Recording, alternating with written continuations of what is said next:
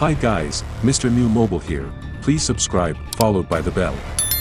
So, Apple iPhone 14 will likely be the biggest Apple flagship of the year. Apple is probably the most speculated company in the tech world. One product launch initiates speculations around the next product. So, the launch of iPhone 13 witnessed people debating about iPhone 14, the fantasize about Apple new product lineup even though it is in scratch.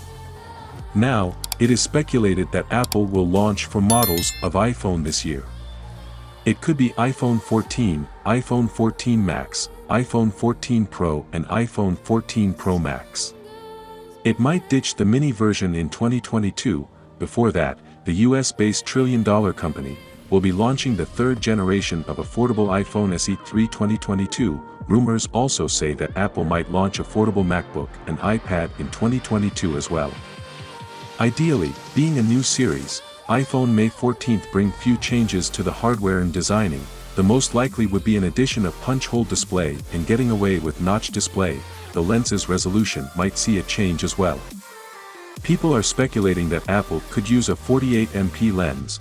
It is also written that the Cupertino-based company will use a 120Hz refresh rate screen. Similarly, the iPhone SE 3 2022 might see a change in design. The circular home button could make way for gesture navigation. It will feature a 15 Bionic chipset to guess the least. The rear and front cameras could see a change too. Mark Gurman, the Bloomberg, says that Apple could bring large-screen iMac, a new iMac Pro, and a redesigned MacBook Air, and an upgraded AirPods Pro.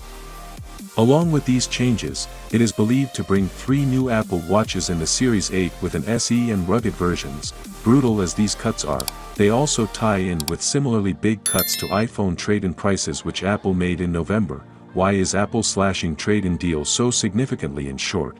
Because it can.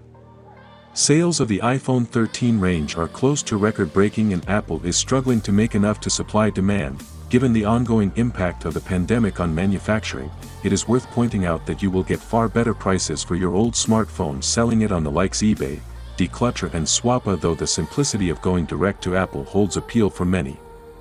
If these cuts have put you off upgrading however, and with a pristine Galaxy S21 Plus 5G only saving you $325 off a $1,600 1TB iPhone 13 Pro Max, who can blame you, then your patience may be rewarded.